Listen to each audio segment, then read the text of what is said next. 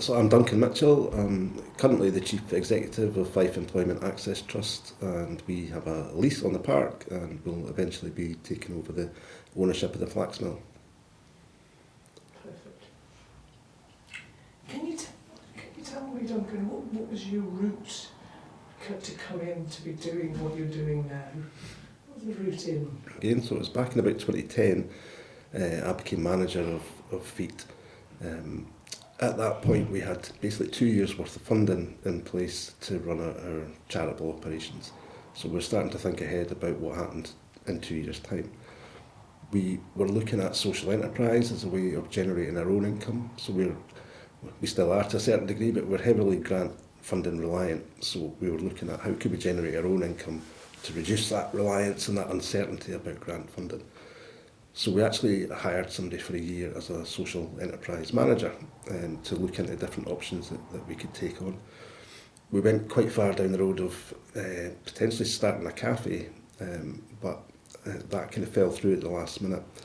And really in the last couple of months of David, who was our manager, the last couple of months of his employment, we heard about an opportunity to take on potentially a community tender, if you like, of Silverburn Park.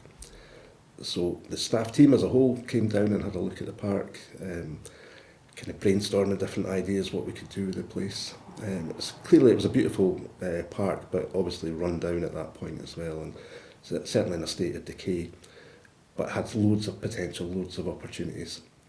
So we had to essentially go through an interview process, an application process with Fife Council to come up with what our vision for the park would be. And because our enterprise manager at that time was literally in his last month or so of his contract, we basically did a really quick PowerPoint of we could run lots of different activities from here. We could probably open a campsite. Part of the covenant of the park is that it can be used for organised camping. We thought as well, just our activities, we work with people with mental health conditions and help them back into work. We thought actually all our work is classroom based, kind of training room based. So having 27 acres of a park to do activities would actually be really therapeutic as well for our client group. So it really kind of mirrored quite nicely. But at that point, the council had only asked us really to do a one-page vision, what you're going to do.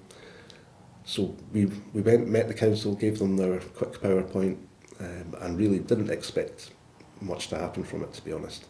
And certainly to my amazement, about a month later, we got a letter from them saying, "You are our preferred partner, go off and make your vision happen." Which we thought, that's wonderful, but we've got no money to do that, and we've got no idea how to do that actually as well. We're a mental health charity.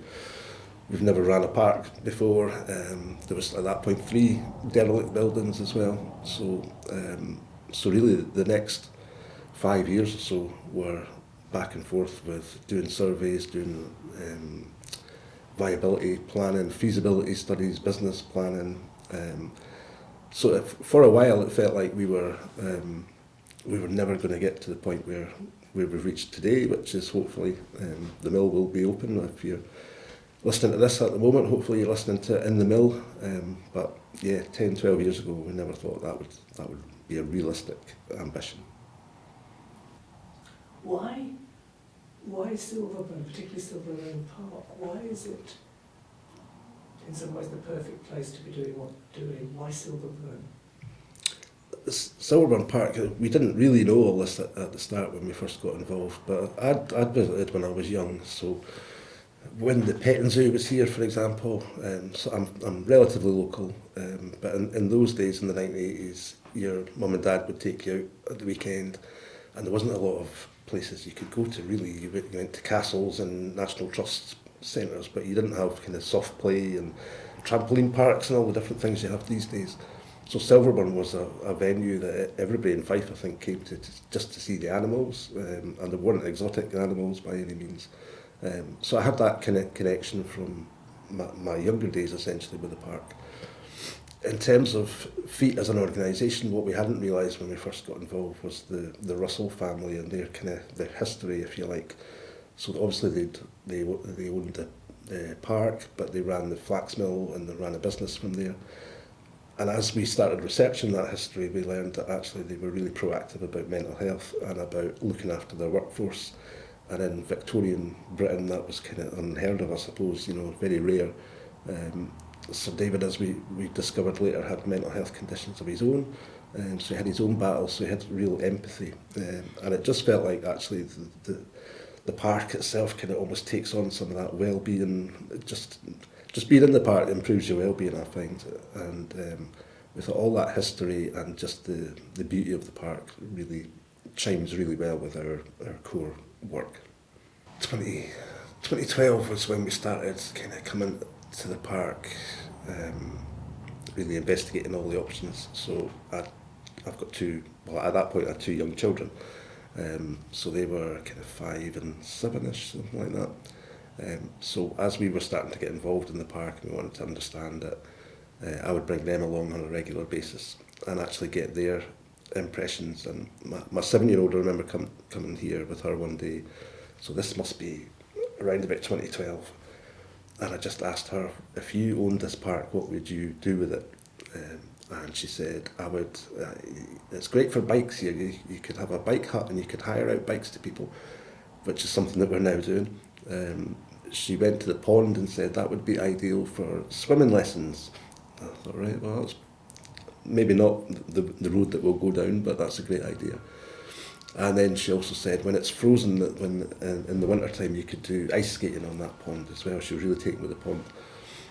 And then when we looked back through the archives and we found pictures of the Russell family actually skating on ice on that on the pond, you know. So I thought actually for a 7-year-old she's helped us kind of with part of our vision, you know, part of the smaller vision. But I really enjoyed the days where I take both the girls to come along to the park, and I have a great memory. I got a photograph of it, of being the autumn and the leaves just covering the whole park on the ground, and the two of them just having the time of their life, just kicking leaves for hours. I think that went on, and I just again, it's just this place. I think you could kick leaves at any park, I'm sure, but there's just something about this place that just has a little bit of magic to it. What is the importance of this project, or Silverburn, for the community? I think going back to the days when I visited as a youngster, it was a really busy place, a really happy place, lots of memories, people making memories. And then over the years that's kind of all went into decline. And again, when we first got involved with Silverburn, first few visits that we did, the place was kind of strewn in litter. It was clearly areas of the wall garden were still being maintained, and so it still had that element of a place that you'd like to visit, but by and large it was in decay and decline. The car park, we know, was a regular haunt for unsavoury behaviour, and so I think the park really had become a place where certainly local people and people from a bit further afield just wouldn't really want to go. It's not an attractive place to go.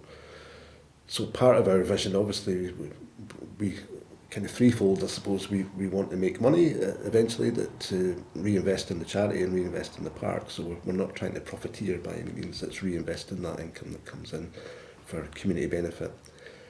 We want, our core focus is to get people back into work who have been out of work because of their mental health conditions. So again, we thought there's lots of opportunities for employment here. But ultimately it was also to put something in place for the community, for the benefit of the wider community and for the well-being of people overall. So re-establishing this park to kind of where it was in its heyday, and probably hopefully improving on where it was in its heyday, just gives it a new attraction for people, a new reason for people to come here. And I think over the years of COVID, the kind of couple of years where there were a lot of restrictions on people's movements, it was really noticeable that far more people were coming to the park and getting the benefit of just being in nature. And at that point we hadn't probably made as great strides in terms of looking after the place as hopefully we are now, but it was still a far more appealing place to come, and I think people have continued to come since those kind of COVID days as well. It has become a life's work, quite honestly. So what we're now 2025, so it's 13 years essentially where Silverburn has been at the forefront of my mind in one respect or another.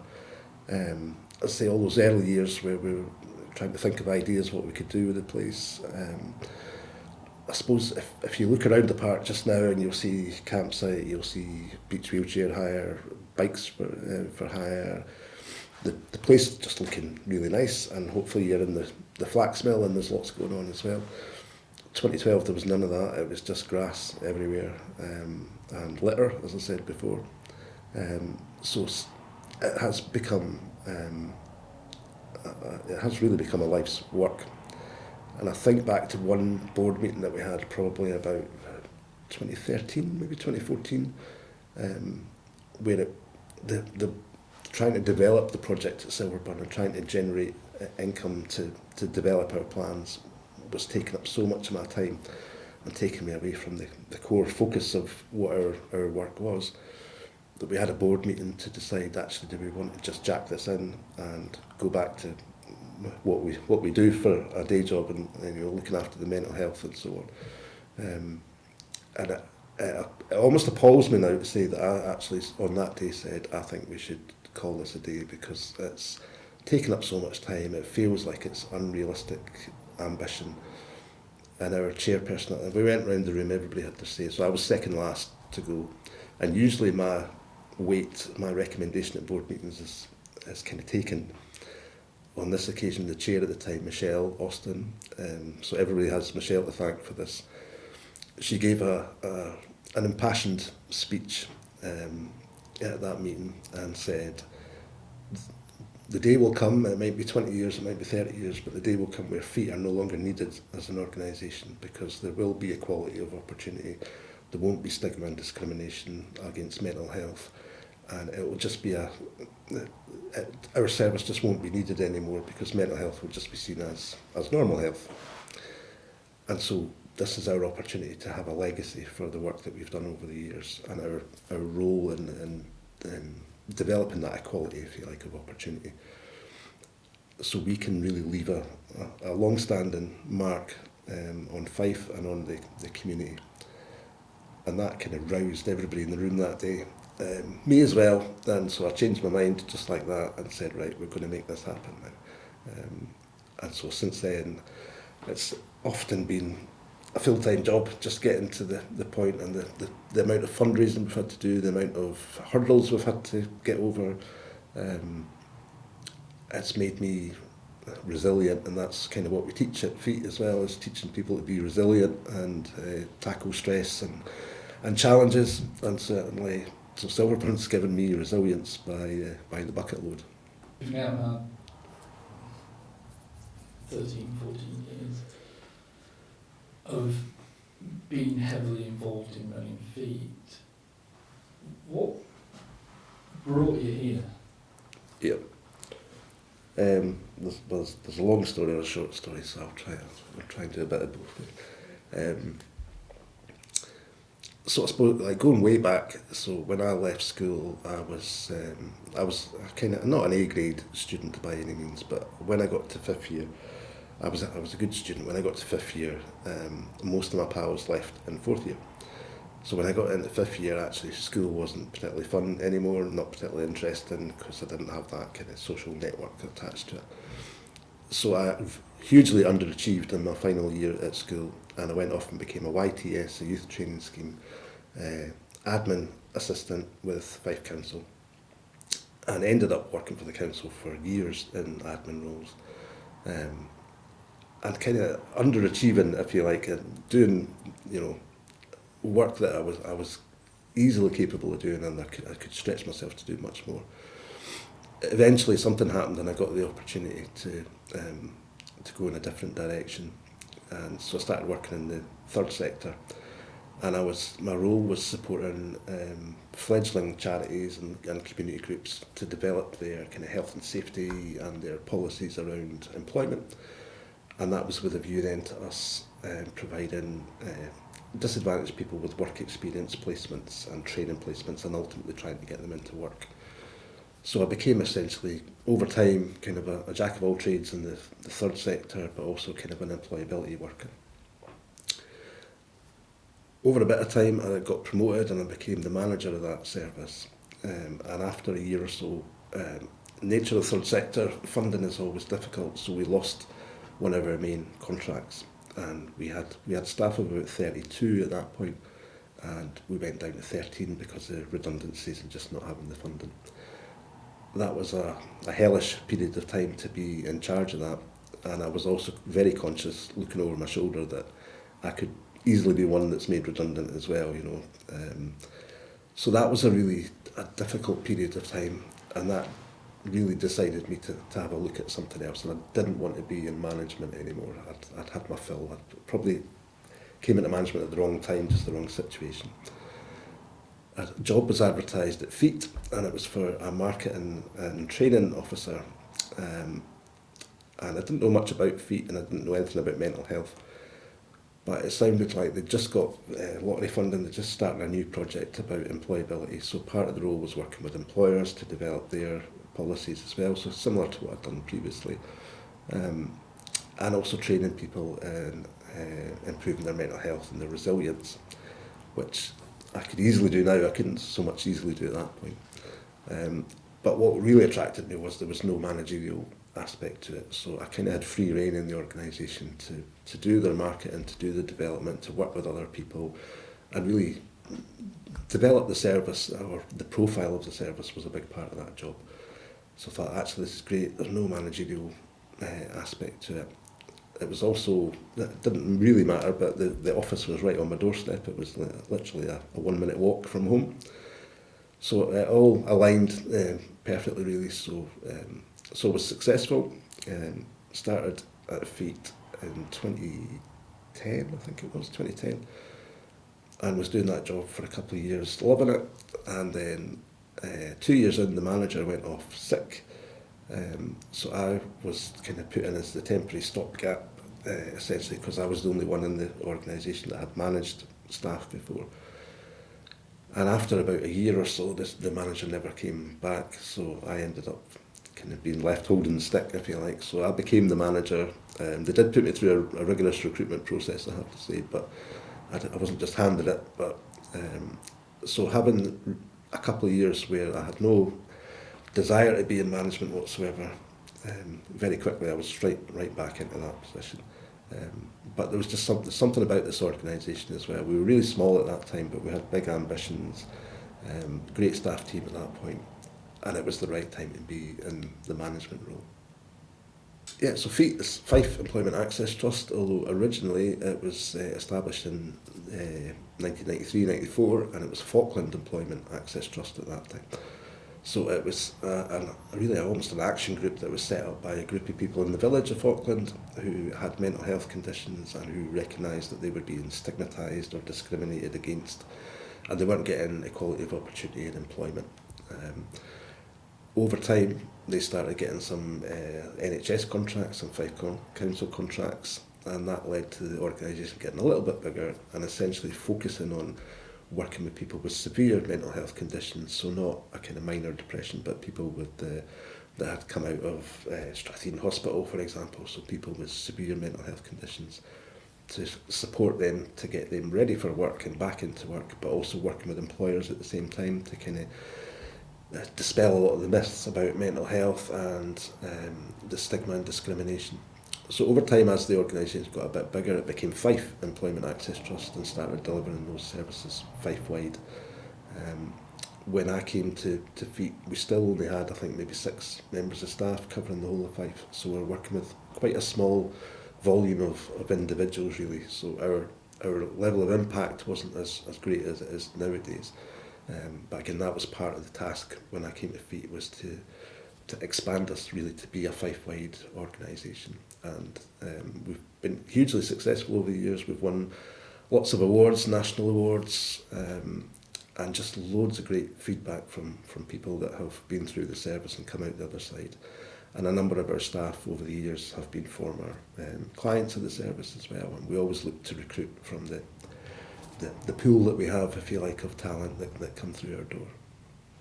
Can you think about real success? I know that you've alluded to it, real success stories here. There's one person that springs immediately to mind, and I'll not name them or try and identify them. I'll try my best not to do that. But one of our services at Feet was a programme called Employ Your Mind, and that ran from 2012 to 2022.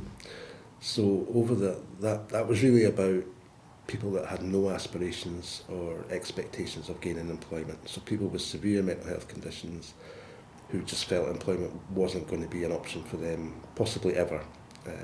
So our role in that, it was a 26-week programme, and our role in that was really helping them to develop the self-management of their conditions to be more organised in their daily life, less chaotic, I suppose, and gradually building that up to employability skills and doing like work experience or volunteering.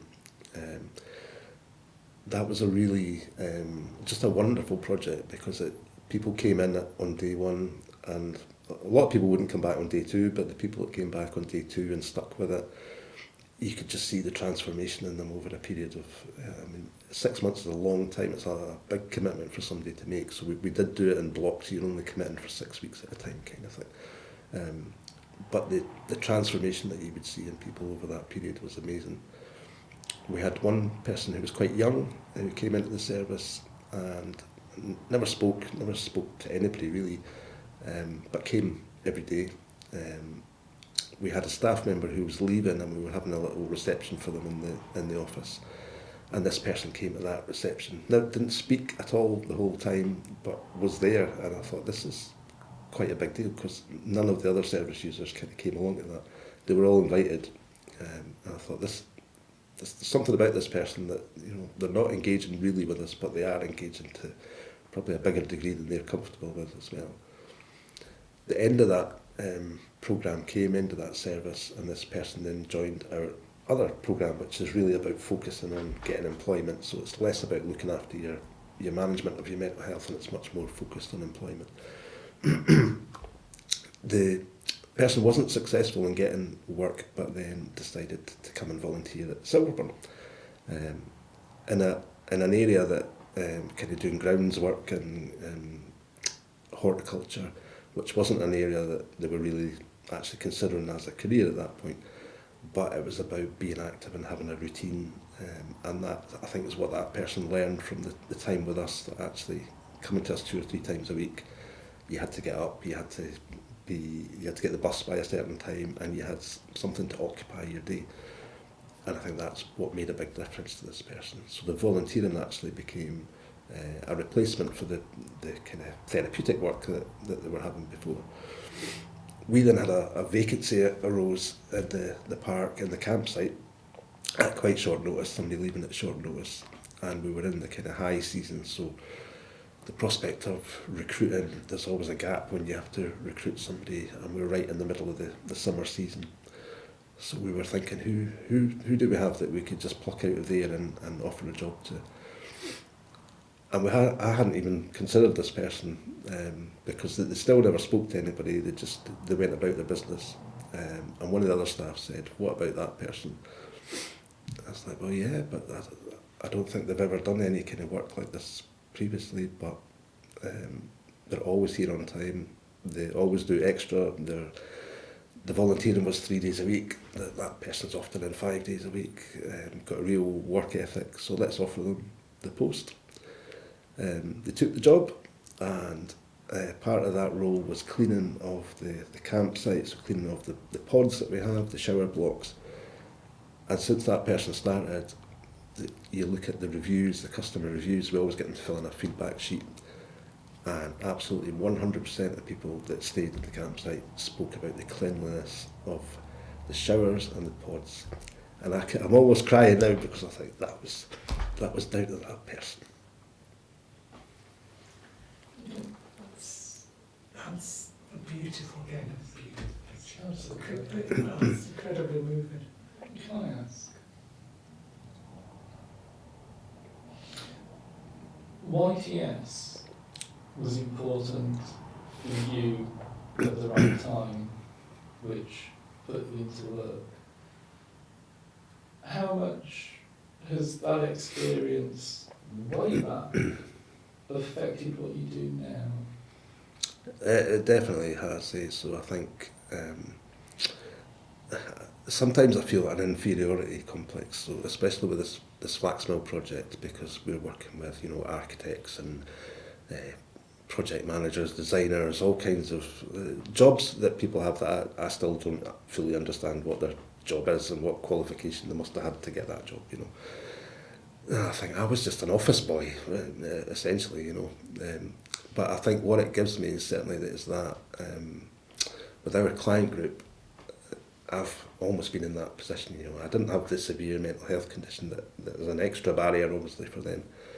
But I was in that position and not really knowing what I wanted to do and just taking something and kind of being a bit lost and just floating along with life. But equally, one thing I got from, it was after the YTS scheme, but I got an opportunity to go on a work exchange to Spain. So I was out in northern Spain for 3 months working in a vocational training centre. So again, I was kind of doing an admin role. It was really work experience because we had 3 months of, there were 6 of us that went out, and we had 3 months of Spanish language training before we went. So we could kind of ask where the train station was. But when we got there, and it was northern Spain, so it wasn't an English speaking area of Spain, then boy, that was a baptism of fire. But I think that situation, because by the end of the 3 months out there, I was more or less fluent in the language.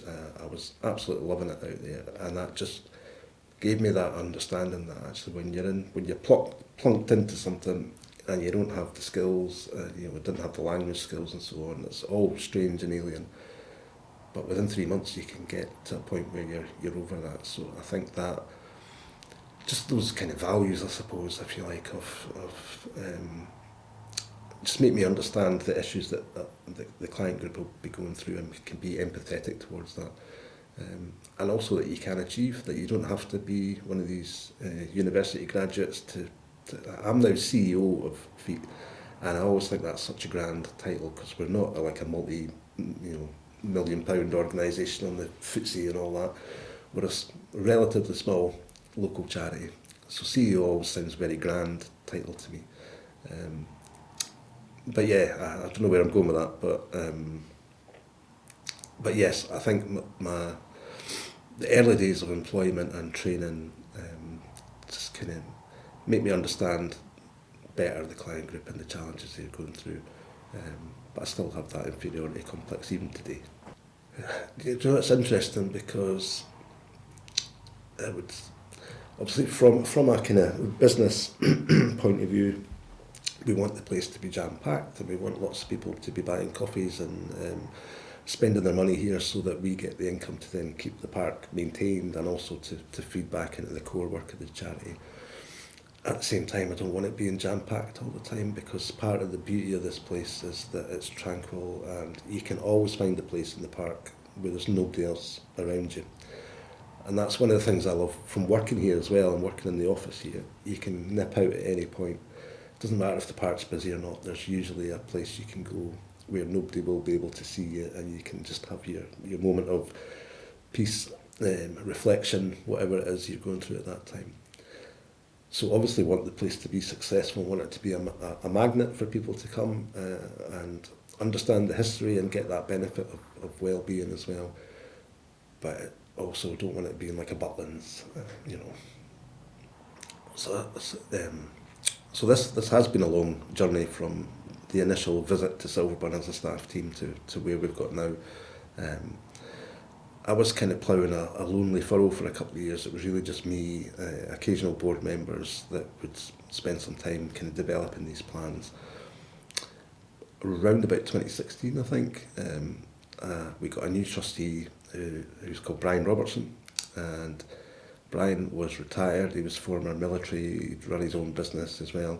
He was local, he lives within spitting distance of the park, and Brian just threw all his energies into supporting me and to develop all the plans that we had for the park, and he kind of became the project director, if you like, and he did it all for nothing. He wouldn't, even if you gave him a cup of coffee here, he would give you the money for the cup of coffee. He wouldn't take anything out of the park at all.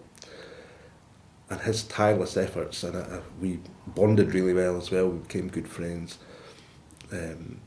we wouldn't be where we are today without the impactful work of Brian Robertson over such a long period of time, number of years, the number of hours that he put in, as I say, completely voluntarily. And what really is so sad is that Brian passed away suddenly, just at the point where we were about to get the tenders in for the work for the flax mill. So he was so excited about the future and how far we'd come, and it's just so disappointing that he's not there to see the results of his efforts. But undoubtedly, I'm sure I'll get a lot of praise for what's happened here at Silverburn over the years, but none of this would have happened without Brian.